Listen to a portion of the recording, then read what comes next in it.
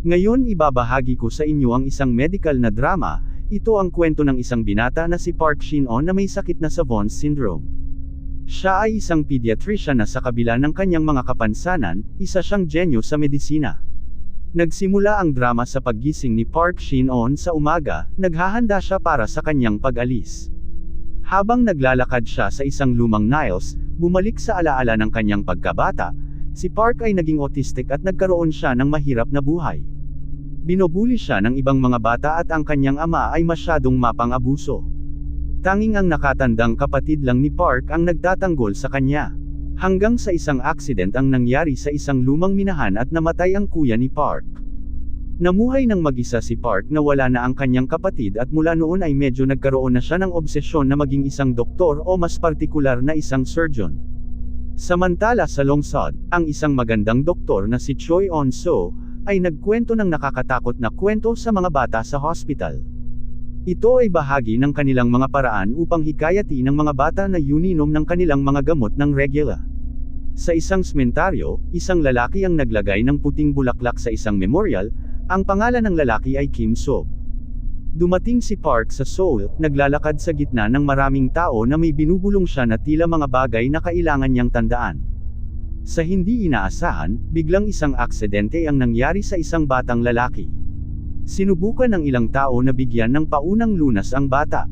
Dumating si Park, mabilis niyang sinuri ang sitwasyon, pinahinto ang pagdurugo ng lig sa wastong paraan, at nagsagawa ng isang komplikadong pamamaraan upang matigil ang pagdurugo. Ipinaubaya ni Park ang pangangalaga sa mga pyramid nang upang mabilis na dalhin ang bata sa hospital. Habang nasa ambulansya sila, nalaman ni Park na doon pala sila papunta sa hospital na kanyang pupuntahan. Samantala sa hospital, nagsasalita si Dr. Choi sa harap ng isang lupo ng hospital na kinabibilangan ng mga senior na doktor at nakatataas sa hospital, na may paksa ng tungkol kay Park. Sinabi ni Dr. Choi na nakitaan niya ng potential si Park na maging isang magaling na surgeon. Sinabi niya rin na si Park ay may Savant syndrome. Ito ay makikita sa mga taong may mental disability na nagpapakita ng ilang galing sa larangan at pambihira ang memorya ni Park. Noong 7 taong gulang pa lamang si Park, nakabisado na niya ang lahat ng mga organs ng tao at kung paano ito gumagana. Sa ibang bahagi ng hospital, nakipagtalo si Dr. Choi kay Dr. Kim tungkol sa schedule ng operasyon ng isang batang babae. Ngunit naputulang kanilang pagtatalo, nang dumating ang isa pang doktor upang ipaalam kay Dr. Kim na kailangang maoperahan kaagad ang isang batang pasyente. At ang batang iyon ay ang batang iniligtas ni Park. Nang si Dr. Kim at iba pang mga doktor ay handa nang magsagawa ng operasyon, sinubukan ni Park na sabihin sa kanila ang isang bagay. Ngunit ang kanyang bibig ay tinakpen ng gwagdya at kinaladkad siya palabas. Sa loob ng napahanga ang mga doktor sa pagbibigay ng paunang lunas sa batang pasyente at iniisip nila na ito ay isang eksperto na doktor. Samantala sinubukan ni Dr. Choi na ipagtanggol si Park, para hayaan siyang ma-scout ng hospital, sa kabila ng kanyang sariling kondisyong medikal. Ang ilang mga doktor ay tutol sa ideya, at halos walang sumangayon kay Dr. Choi, na tanggapon si Park sa hospital. Si Kim Do-han at ang kanyang team ay nagsasagawa ng operasyon nang may nangyaring mali. Ngunit naalala ni Dr. Kim ang sinabi ni Park, echo card, ang puso, at kahit papaano, nakuha ni Dr. Kim ang ibig sabihin ni Park. Ginawa ni Dr. Kim ang eksaktong pamamaraan gaya ng naisip ni Park na gagawin niya kung siya ang naging surgeon doon. Sa boardroom, tinagihan ng karamihan ang pagtanggap kay Park sa hospital. Habang naging maayos at matagumpay ang isinagawang surgery ng team ni Dr. Kim sa batang pasyente, lumabas si Dr. Kim at sinabi sa ina ng pasyente na successful ang surgery. Tinanong ni Dr. Kim kung kilala niya ang doktor na tumulong sa kanyang anak. Sinabi lang ng ina na isa raw siyang doktor sa hospital na ito. Lumating si Park sa boardroom at ipinaliwanag kay Dr. Choi na isang aksidente ang nangyari sa istasyon ng tren kaya hindi siya nakaabot sa board meeting. Habang papalabas na ang mga nakatataas sa hospital nang makasalubong nila ang mga mamahayag, upang humingi ng panayam sa isang doktor na kahanga-hangang nagsagawa ng isang komplikadong pamamaraan isang nasugatan na bata sa station ng tren. Habang kumakain sina Park at Dr. Choi, nakikita ni Dr. Choi ang isang balita sa TV tungkol sa pagliligtas ni Park sa isang bata sa estasyon ng tren. Kaya nagsagawa sila ng isa pang pagpupulong. Mukhang walang choice ang hospital kung di tanggapin si Park dahil kumalat na ang balita hindi lang sa loob ng bansa, kundi maging sa ibang bansa. Ngunit tutol pa rin ang ilang mga doktor. Humingi ng 6 na buwang palugit si Dr. Choi. Sinabi niya kung mabaigo si Park o anumang pagkakamali, magbibityo siya sa kanyang posisyon bilang hospital director. Umasok si Park sa silid at tinanong siya kung bakit gusto niyang maging doktor. Sa napaka-innocent na paraan, sinabi ni Park na dahil ito sa kuneho at sa kanyang kapatid, at gusto niyang makikita ang mga bata na mabubuhay hanggang sa kanilang pagtanda. At kahit papaano, tinatanggap siya ng board bilang isang temporary resident doctor sa hospital. Habang ipinakilala niya si Park sa kanyang bagong team na nasa ilalim ng pangangasiwa ni Dr. Kim na tutol naman para rito. Pagkatapos pangguntis si Dr. Kim kay Dr. Choi at sinabing hindi niya maaaring hayaang magtrabaho doon ng isang savant syndrome na doktor, dahil nag-aalala si Dr. Kim kung paano magdesisyon si Park kung pang-elementary ang kanyang mental age. Ngunit si Dr. Kim ay walang ibang pagpipilian dahil sinabi ni Dr. Choi na ito ang kanyang huling personal na kahilingan. Pagkatapos ng maikling briefing ni Dr. Kim kay Park, pinauwi muna ito at tatawagan na lang siya pagkailangan siya sa department. Dumating ang isa pang doktor upang tanungin si Dr. Kim na obserbahan ang resulta ng X-ray ng isang pasyente. Umuwi si Park sa kanyang bagong bahay at mag-isa lang siya. Nanatili siya sa dilim at nagsisindi ng kandila sa isang maliit na chocolate cake. Si Park ay nagsimulang pump-in ng kanyang cake nang dumating ang lasing na si Dr. Choi sa bahay at nagsimulang maghubad ng sarili at pagkatapos ay humiga sa kama. Sinubukan siyang gisingin ni Park, ngunit marahas lang ang sinabi ni Dr. Choi nang hindi man lang nagmulat ng kanyang mga mata at natulog ulit. Nakatayo lang si Park at pinapanood si Dr. Choi na natutulog. Kinaumagahan, nagising si Dr. Choi na sumisigaw nang makita niya si Park na nagsisipilyo. Halos matarangka si Dr. Choi, ngunit tila siya ang pumasok sa maling bahay. Pagkatapos magpakilala sa isa't isa, nalaman ni Dr. Choi na si Park ang bagong resident sa kanyang division. Pagdating sa hospital nalaman ni Dr. Choi ang kalagayan ni Park. Hindi nagtagal ay kumalat ang balita sa mga nurse tungkol kay Park bilang ang kakaibang doktor na inirekomenda ng director na si Dr. Choi. Sinusuri ni Dr. Kim at ng kanyang team ang mga pasyente sa particular na ward. Ang lahat ay nagulat nang makabisado ni Park ang lahat ng payenting kanilang sinusuri na hindi gumagawa ng pagtatala sa kanyang notes. Pagkaalis ng lahat, may nakita si Park na kritikal na nangyayari sa pasyente, kaya iginiit niyang kailangan ng magsagawa ng operasyon sa lakas ng mga pasyente. Lumating ang team ni Dr. Kim, at sinabi ni Park kung ano ang nangyayari. Lumabas sila sa silid at ipinaliwanag ni Park ng pinakamahusay kung ano talaga ang kondisyon ng pasyente at may problema sa pagsagawa ng surgery. Hiniling ni Dr. Kim kay Park na mula sa araw na ito, huwag na siyang magsasalita. Si Dr. Kim, Dr. Chua at iba pa ay naghahanda sa kanilang sarili para sa operasyon sa ibang pasyente. Habang si Park ay binaulikan ang batang pasyente na malalang kondisyon. Si Park at Nurse Jo ay hindi sumunod sa alituntunin at dinala ang pasyente sa operation room na walang clearance. Nalaman ni Dr. Kim na kailangan ng mga pasyente na malalang kondisyon. Si Park at Nurse Jo ay hindi sumunod sa alituntunin at dinala ang pasyente sa operation room na walang clearance. Nalaman ni Dr. Kim na dinala ni Park ang batang pasyente sa katabing or na walang permiso sa doktor nito.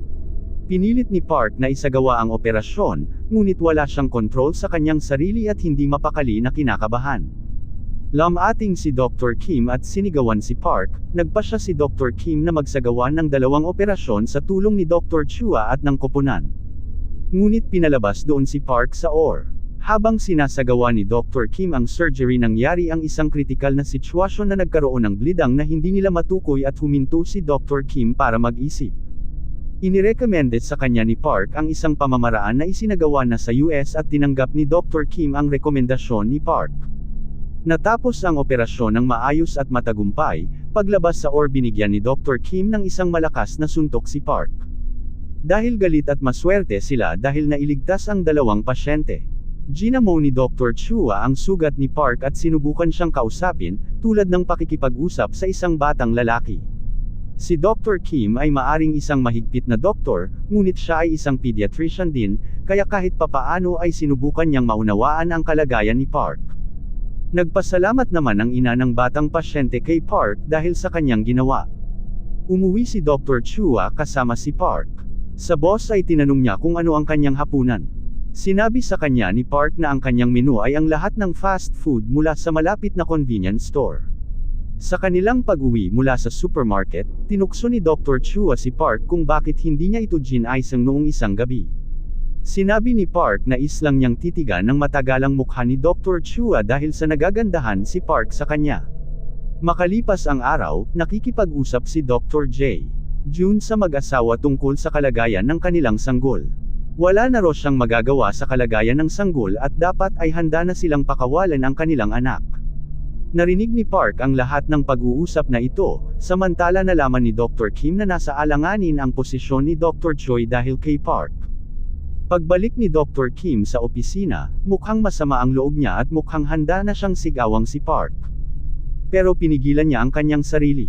Pagkatapos ay biglang pumasok si Dr. June sa opisina na galit na galit. Dahil pinakialaman raw ng isa, sa kupunan ni Dr. Kim ang kanilang pasyente. Nalaman ni Dr. Kim na si Park ang may kagagawan nito. Lumapit pala si Park sa mga magulang ng sanggol at sinabi sa kanila na maaaring mailigtas ang kanilang sanggol at maaaring magsagawa ng operasyon si Dr. Kim. Maya-maya lang dumating ang mga magulang ng sanggol upang kausapin si Dr. Kim. Malaki ang pag-asa ng mga magulang, ngunit sinabi ni Dr. Kim sa kanila na si Dr. June ay isa sa pinakamagaling sa bansa at tulad niya wala nang magagawa si Dr. Kim tungkol sa sanggol. Pagkatapos, nakita ni Dr. Choi si Park na pinapanood ang sanggol, ngunit hindi nagtagal ay tinawag siya ng dalawa pang residente na nasa ilalim ng pangangasiwa ni Dr. June at pagkatapos ay pinagalitan nila si Park. Dumating si Dr. Choi upang ipangtanggol si Park. Pagkatapos ay kinausap ni Dr. Choi si Park at nagtanong tungkol sa kanilang profesyon, ngunit lahat ng mga sagot ni Park ay base lamang sa nabasa niya sa mga libro at tila ba wala siyang sariling opinyon o desisyon para sa kanyang sarili. Sinabi ni Dr. Choi na bilang isang senior gusto niyang tulungan ang kanyang mga juniors, at gusto niyang magkaroon ng sariling opinyon si Park tungkol sa kung ano ang isang doktor at kung ano ang isang pasyente bago niya isipin ng pagbibigay ng tulong at pagliligtas ng isang pasyente. Samantala inimbitahan ni Maisley ang kanyang anak na babae, si Choi Kyung, at ang kanyang boyfriend, si Dr. Kim para sa isang tanghalian. Ang pagpunta ni Choi Kyung ay hindi maganda dahil iniisip niya na ang kaganapang ito ay para sa pagtalakay sa plano ng kasal. Kaya sa halip ay hiniling ni Maisley sa kanila na pumunta sila sa US at doon na ituloy ang kanilang mga plano. Hindi sang-ayon si Choi Kyung para dito at nagpasya siyang umalis na. Sa hospital si Park at ang kanyang mga senior ay bababa sa ward para sa isang regular na shift. May isang pasyente na nagtantrum dahil tumanggi siyang kumain. Inilagay ng mga senior si Park sa tungkulin para dito, ngunit ang ilang mga magulang ay hindi sang-ayon na ipagkatiwala nila ang kanilang anak kay Park dahil na rin sa kalagayan ni Park. Nang maglaw narinig ni Park ang mga reklamo ng mga magulang ng mga batang pasyente na palitan si Park dahil hindi normal si Park. Samantala inimbitahan ni Dr. Choi si Dr. Kim na lumabas para uminom. Humang inang tawad si Dr. Choi at nagpasalamat kay Dr. Kim sa nagawa niya hanggang ngayon para kay Park. Ngunit hindi tinago pala ni Dr. Kim ang kanyang galit tungkol sa bagay na ito. Inilagay siya ni Dr. Choi sa isang napakahirap na sitwasyon, kaya tiniling niya kay Dr. Choi na sabihin sa kanya ang totoo kung bakit siya nagmamalasakit kay Park. Sinabi sa kanya ni Dr. Choi na si Park ay isang espesyal na bata para sa kanya. At kung hindi lang sana may sakit si Park sana siyang magaling na doktor gaya ni Dr. Kim. Nang maglaon, ang dalawang doktor ay bumalik sa hospital na lasing, nang makita sila ni Dr. Choi. Inihatid ni Dr. Choi si Dr. Kim sa kanyang bahay. At gaon nakita niya ang lumang larawan nila ng kanilang kupunan sa hospital, at talagang may crush na si Dr. Choi kay Dr. Kim noon. Pag-uwi ni Dr. Choi nakikita niya si Park na nakaupo sa labas na mag-isa. Kinaumagahan sa hospital nagpasalamat si Dr. Kim kay Dr. Choi sa paghati niyo sa kanya noong gabing iyon. Paglabas ng opisina, napansin ni Dr. Choi na may pinag-isipan si Park at may kaugnayan pa rin ito sa naghihingalong premature na sanggol. Sinabi ni Park kay Dr. Choi na gusto niyang iligtas ang sanggol dahil nakita niya ang kamay ng sanggol. Samantala, biglang nagbago ang isip ni Dr. Kim tungkol sa payenting sanggol. Sinuri niya ang data ng sanggol at pagkatapos ay tinipon ang kanyang kupunan upang magsagawa ng isang operasyon. Pinalalahanan ni Dr. Kim ang kanyang kupunan na mayroon lamang silang 20% na success rate sa operasyon. Gamating si Dr. Jejo nagalit dahil sa ooprohan ni Dr. Kim ang kanyang pasyente, dahil ang totoo naghahanap lang sila ng pagkakamali upang masisi si Dr. Kim at mapatanggal sa hospital kasama si Dr. Choi. Sa pulong ng komite, nakakagulat na ipinagtanggol ni Dr. Kim si Park at iginiit na isagawa nila ang operasyon. Sinabi ni Dr. Kim na sarili niyang desisyon ang magbago ng isip dahil nakita niyang nagkakamali si Dr. Jae-jun sa kanyang conclusion tungkol sa tunay na kalagayan ng sanggol. Nang maging mas matindi ang pagpupulong, biglang naging kritikal ang kalagayan ng sanggol. Pumasok si Dr. Choi sa meeting room at sinabi kay Dr. Kim na kailangan nilang oprohan kaagad ang sanggol. Mabilis na nilapitan ni Dr. Kim at ng kanyang team ang sanggol. Hindi nila siya madala sa surgery room, kaya kinailangan nilang gawin ito sa ward. Noong una ang na doktor na namamahala ay tumanggi na makipagtulungan dahil ang panganib ay masyadong mataas. Ngunit si Dr. Choi ay pumasok at sinabing siya ang mananagot kung may mangyari. Kaya nagsagawa ng operasyon si Dr. Kim at ang kanyang team.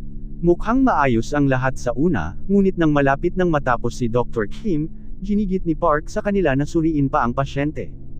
Tuto si Dr. Choi sa ideya ni Park, ngunit may pinaghihinalaan si Dr. Kim, kaya sinuri pa niya. Pagkatapos ay naganap ang isang kritikal na sitwasyon. Sa kabutihang palad, sa bawat oras na nangyari ito, si Park ang nagawang i-detect ang lokasyon ng problema sa pasyente. Sinagawa ni Dr. Kim ang nais na ipahiwatag ni Park sa kanya, upang mailigtas ang pasyente. Pagkatapos ng mahirap na sitwasyon, natapos naman ng maayos ang operasyon. Sa kabila ng matagumpay na operasyon, kailangan pa ring gawin ni Dr. Kim ang disciplinary consequence tungkol sa premature baby case dahil siya ay lumabag sa ilang code of ethics. 1-week suspension and 1-month pay reduction. Sa kabilang banda, sinisi ng ibang senior si Park tungkol sa nangyari kay Dr. Kim. Habang si Park ay hindi man lang nagsorry o nagpakita ng anumang apologetic na paraan. Pagkatapos pinagsabihan ni Dr. Choi si Park tungkol sa kanyang ginawa, na hindi man lang isinaalang-alang ang buong kupunan sa kanyang mga daysayon. Sa kabilang banda, ang dalawang mapangsamantalang doktor ay naiinis dahil sa nabigo sila sa kanilang plano na matanggal si Dr. Choi bilang director ng hospital at muli silang gagawa ng panibagong plano kung paano mapapaali si Dr. Choi sa hospital. Sa library, si Park na nagbabasa ng ilang libro mag-isa ay nilapitan ng kanyang mga senior at pinagsabihan si Park na hindi siya bagay na maging doktor at doon si Park na babagay sa isang show na Pat Allison ng isip at hindi dito sa hospital. Sa kabilang banda, kasama ni Dr. Kim ang kanyang fiancé sa karapatang-ari, at tinalaki nila ang tungkol sa trabaho ni Dr. Kim sa hospital. At ayaw ng kanyang fiancé sa karapatang-ari na madamay pa si Dr. Kim sa gulo ni Park at Dr. Choi, at ayaw ni Dr. Kim na umalis sa kanyang department gaya ng hinihiling ng kanyang fiancé sa karapatang-ari. Dumating ang isa pang araw, tila naging isang magandang araw para sa lahat. Naka-duty si Park sa pediatric floor nang makita niya ang ilang mga bata na lihim na kumain ng mga sex area. Hiniling nila kay Park na wag magsumbong sa kanilang mga magulang. Sumangayo naman si Park dito, nang biglang sumama ang pakiramdam ni Park na parang bang mahihilo na siya. Habang si Dr. Choi nakikipag-usap sa dalawang ina sa koridor nang biglang narinig nila ang ingay. Pagdating nila, umiiyak ang mga bata at karamihan sa kanila ay sugatan, at sinisisi nila si Park sa nangyari sa kanila. Sa opisina pinag-alitan ni Dr. Choi si Park dahil sa nangyari, na parabang naubusan na si Dr. Choi ng pasensya kay Park. Sa kabilang panig kinausap ni Dr. Ko si Dr. Kang tungkol sa nangyari sa mga bata, ngunit sinabi ni Dr. Kang ito ay aksidente lamang at walang may mananagot. Kinausap ni Dr. Ko ang mga magulang ng bata at nais ng mga magulang na paalisin si Park sa hospital. Pinayuhan sila ni Dr. Ko na direktang makipag-ugnayan sa director ng hospital para sa kanilang mga reklamo. Sinusubukan ni Park na hawakan ng isang pasyente, ngunit hindi papayag ang ina ng pasyente. Natahimik si Park, kaya umalis na lang siya. Nang makasalubong niya si Dr. Kim sa pasilyo, hiniling ni Dr. Kim sa kanya na huwag gagawa ng bagay na makasama sa pasyente ganun din sa kanyang kupunan. Lumapit si Dr. Cho sa ina ng premature na sanggol.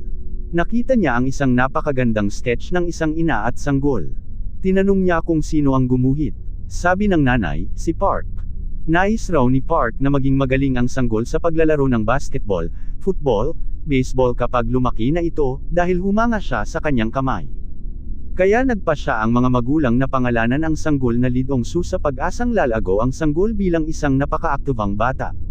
Sa kabilang banda, isang bata ang nahihirapan sa pagtulog, dumating si Park para makatulong at sa wakas ay nakatulog na rin ang batang pasyente. Habang si Dr. Cho ay nakatingin lang sa kanila. Samantala may kakilala si Dr. Kang na tinatawag niyang president, nakara-rating lang sa Korea. Ang kanyang karakter ay uri ng mayabang at tiwala sa sarili. Sa gabi, nakita ni Dr. Cho ang isa sa mga larawan at naisip niya si Park. Iniisip niya kung anong klaseng tao ba talaga siya. Kinabukasan, isa pang kaso ang dumating isang may sakit na babae.